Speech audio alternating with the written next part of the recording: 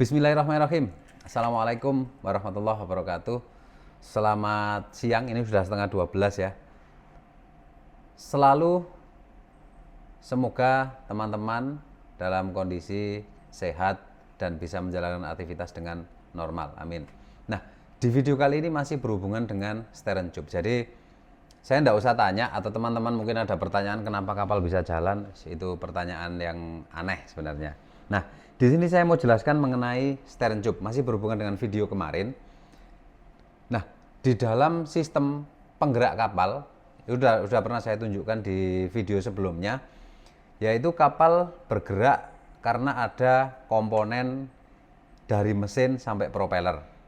Ya, nanti akan saya tunjukkan di layar juga di sebelah sini, mungkin tidak full ya, di sebelah saja supaya kalian masih bisa melihat wajah saya gitu. Nah, ini adalah sistem penggerak kapal. Jadi di depan sini di sini ada mesin, kemudian di sini ada gearbox, lalu ini kopling ya, kopling kita komponen dari ini shafting. Kemudian di sini ada shaft ya, shaft. Kemudian di sini ada steering tube dan di sini ada propeller. Nah, hari ini saya mau jelaskan atau saya mau tunjukkan apa saja sih komponen yang ada di dalam steering tube ini, yang warna biru ini ya. Warna biru ada, kalau di zoom itu ada warna merah segala macam. Nanti saya tunjukkan detailnya. Selamat menyaksikan.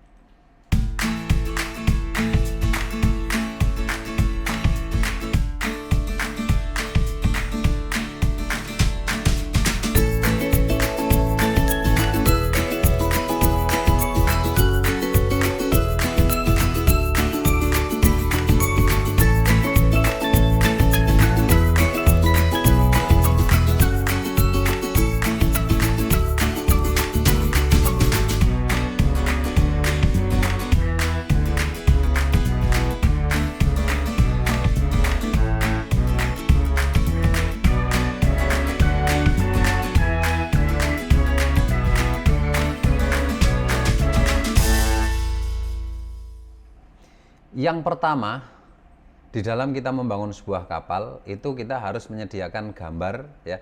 Jadi seperti komen dari teman-teman kemarin, Pak tunjukkan gambarnya ini, kemudian aktualnya ini. Kalau kemarin kan saya bahasnya di konstruksi ya. Nah, hari ini saya akan coba bahas atau tunjukkan ke teman-teman gambarnya seperti ini, barangnya seperti ini. Tapi mohon maaf, nanti hanya akan saya tampilkan gambar-gambar saja karena saya tidak sempat ke lapangan hari ini.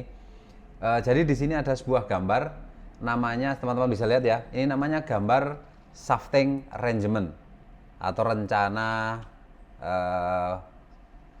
sistem shaft itu tadi. Nah, di sini ada shafting arrangement, ada tipe 1 dan tipe 2. Nanti saya tunjukkan bedanya tipe 1 dan tipe 2 ini. Ini di kapal yang berbeda ya dengan sistem shaft, atau yang membedakan di sini adalah bukan cuma itu ya. Yang membedakannya itu pendinginannya. Seperti juga yang sudah saya bahas di video kemarin, video yang ini ya, sebelum ini. Jadi saya sudah tunjukkan steering tube. Steering tube itu ada 5 buah komponen yang sedang dipasang kemarin. Di situ ada forward bushing, kemudian ada forward bearing, lalu ada tube atau tabungnya, kemudian ada after bushing dan after bearing. Jadi ada 5 komponen. Nah, di video kali ini saya ingin tunjukkan lebih detail lagi komponen-komponen itu tadi. Jadi teman-teman bisa perhatikan di sini ya. Ini saya ada sebuah gambar ini. Jadi selain ada shafting arrangement, ada juga namanya shafting detail. Jadi teman-teman bisa lihat di sini ya. Ini di shafting detail itu pertama ada propeller shaft, kemudian ada forward bushing ini, kemudian ada forward shaft liner, kemudian after shaft liner, lalu ada after bearing, after bushing, lalu ada gearbox kopling ya, koplingnya tadi, lalu ada stuffing box, kemudian ada forward bearing, lalu ada packing gland ya, dan forward bushing di sini. Nah, ini adalah gambar shafting detail. Nanti akan saya tunjukkan di masing-masingnya dan fungsinya apa.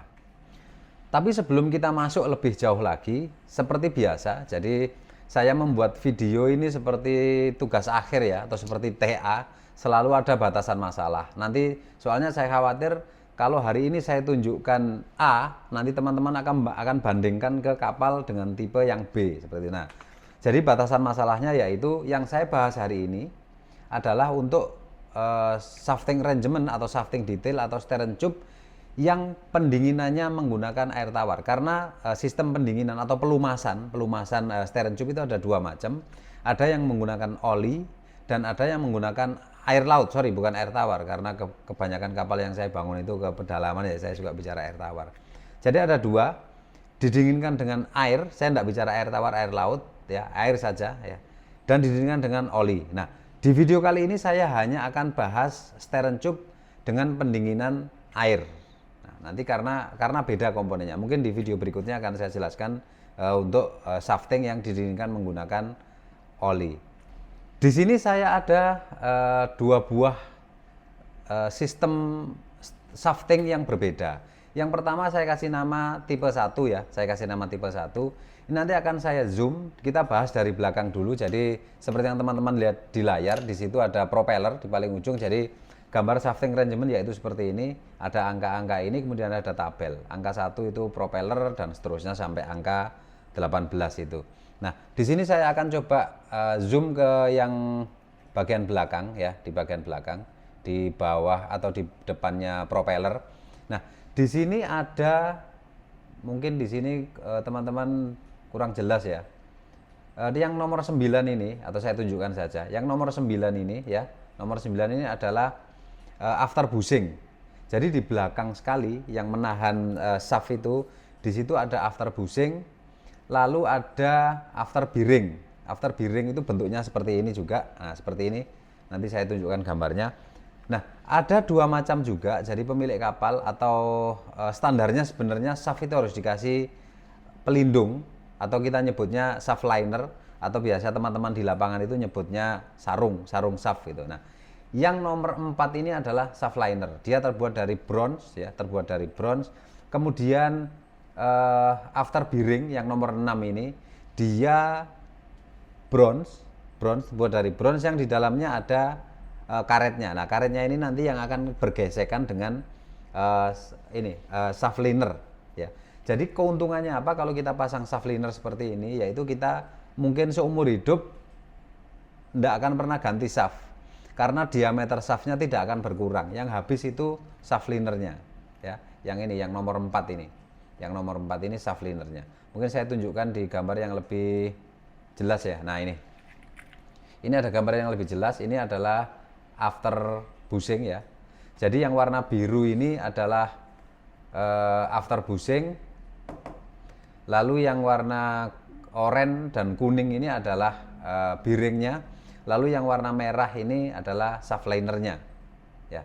Jadi keunggulan atau kelebihan kita menggunakan shaft liner itu dia yang habis hanya shaft linernya saja. Nah, kemarin ada teman yang nanya, Pak, kenapa kayu dipakai untuk bantalan? Atau iya, untuk bantalan.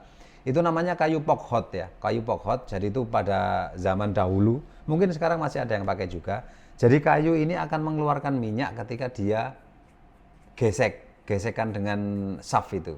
Makanya dulu yang dipakai adalah jenis kayu itu. Dan akhir-akhir ini kita pakai cutlass bearing yang bahannya dari bronze dan di dalamnya itu ada karetnya. Malahan sekarang ada yang lebih baru lagi, yaitu menggunakan teflon kalau tidak salah. Tapi saya tidak tunjukkan di video kali ini.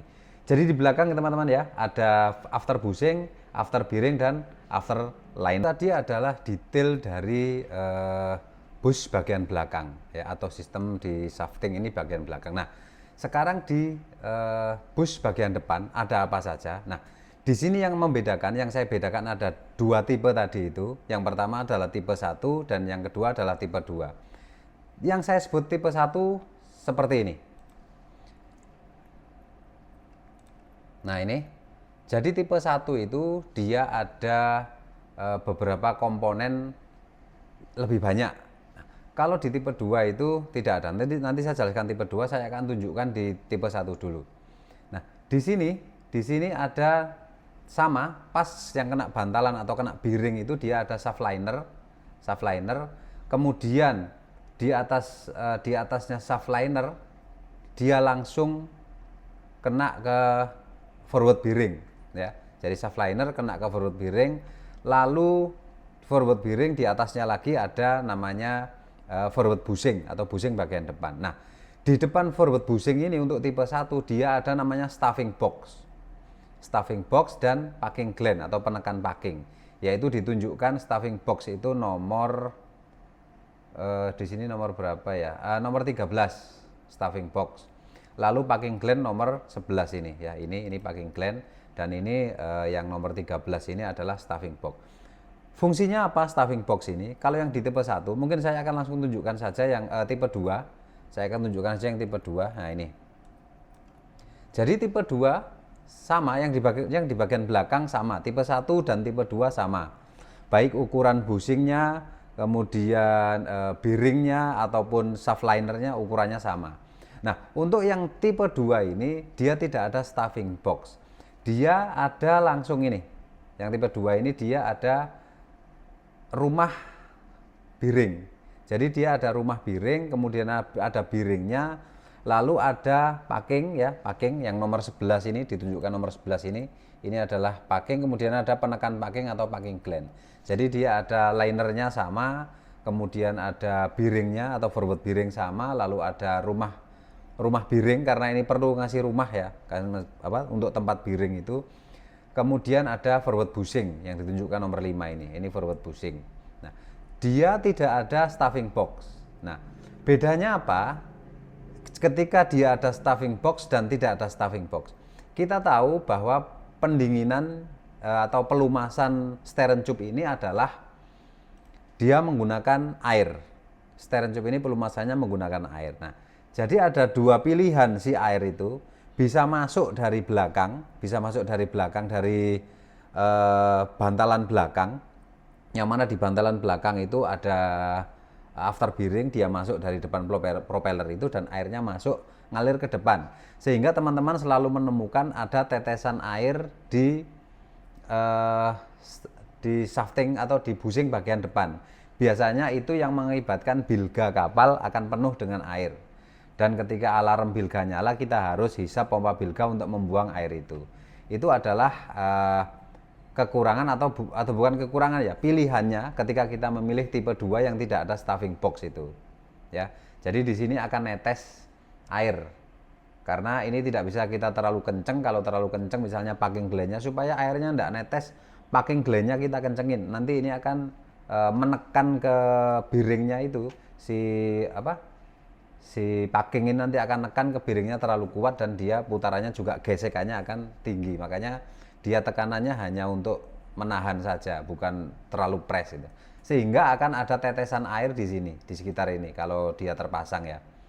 Kalau dia terpasang di kapal, dia akan ada tetesan air. Itu kalau tidak ada stuffing box-nya. Nah, sekarang yang ini adalah contoh yang ada stuffing box-nya. Di sini ditunjukkan di nomor 13. Fungsi stuffing box ini selain untuk sebagai tempat packing ya, packing. Jadi kalau yang ada stuffing box-nya itu packingnya dia tidak kena bantalan, tidak kena bearing seperti yang teman-teman lihat di sini ya. Dia tidak kena bearing, dia ditahan oleh stuffing box ini. Dan stuffing box ini di bagian dalam sini, di sini itu biasanya dikasih pipa tembus sehingga kita bisa masukkan air ke pipa itu. Nah, biasanya pipa ini kita hubungkan dengan pembuangan di pendingin gearbox. Jadi gearbox itu kan biasanya didinginkan dengan air laut atau air, kemudian dia bersirkulasi dari dia ngisap, dari pendingin mesin, kemudian lari ke gearbox. Nah, dari situ dia dibuang. Nah, sebagian dibuang ini kita larikan ke stuffing box ini. Sehingga air itu akan ngalir ke belakang. Dia akan keluar di propeller sana, di ujung propeller, sehingga tetesan di sini itu bisa diminimalkan. Dan juga ini lebih bersih. Jadi di dalam steering tube itu lebih bersih karena pasir-pasir itu, karena air tidak ngalir dari luar ke dalam, tapi dari dalam keluar. Jadi di dalam steering tube itu akan lebih bersih kalau untuk yang tipe 2 atau tipe 1 seperti ini. Untuk lebih detail saya akan tunjukkan di forward bearing atau forward bushing detailnya ya. Nah, ini seperti yang teman lihat ini. Jadi yang warna biru ini adalah forward bushing, lalu yang warna kuning dan oranye ini satu paket, dia forward bearing, lalu yang merah ini adalah shaft liner, lalu yang hijau ini adalah stuffing box. Nah, stuffing box. Kemudian yang biru yang ada bulat-bulat ini adalah packing. Kemudian yang biru ini itu packing gland. Ya, biru muda ini packing gland. Jadi sistem propeller, sistem shaft itu ada banyak. Yang pertama yaitu dari metode pelumasannya atau pendinginannya. Ya, itu ada yang menggunakan air dan ada yang menggunakan oli. Lalu untuk sistem bearingnya atau bantalannya dia macam-macam. Mungkin sampai saat ini ada yang masih menggunakan kayu pok hot itu tadi, dan juga ada yang menggunakan cutlass bearing yang dia terdiri dari dua bahan, yaitu kuningan dan rubber atau karet. Kemudian yang sekarang baru lagi itu bisa dipakai untuk kondisi emergensi sebenarnya, itu dari teflon. Jadi bahannya seperti teflon gitu. Apa ya teflon, seperti apa ya, kayak plastik gitu, tapi dia keras sekali. Itu saya pernah pasang, kapal saya pernah pasang waktu itu emergensi. Dia bearing terlalu longgar ya, clearnya terlalu longgar, makanya diganti itu sementara, karena untuk beli cutlass bearing itu cukup lama waktunya. Nah, itu tadi adalah video atau penjelasan tentang sedikit tentang stern tube ya. Kalau teman-teman masih ada yang perlu ditanyakan, silakan tanyakan di kolom komentar, dan kalau masih ada tambahan saya selalu terbuka. Jadi saya membuat video ini dan kita mungkin akan bisa memberikan masukan ke teman-teman. Jadi kalau masih ada yang kurang dalam penyampaian saya, tolong sampaikan di kolom komentar juga sebagai bahan belajar untuk teman-teman yang belum tahu. Ya, tapi dengan bahasa yang tentunya ya kita saling sopan lah, seperti itu. Oke, itu saja video kali ini, dan mohon maaf tidak bisa nunjukkan ke lapangan. Sebenarnya saya pengen ke bengkel, jadi di Siantan sana ada sebuah bengkel shaft ini. Mudah-mudahan nanti lah ya di kesempatan berikutnya, karena hari ini ada acara. Maaf, saya ulang tahun hari ini. Oke ya, itu saja video kali ini. Mudah-mudahan bermanfaat atau paling tidak ya menghibur lah. Terima kasih. Assalamualaikum warahmatullahi wabarakatuh.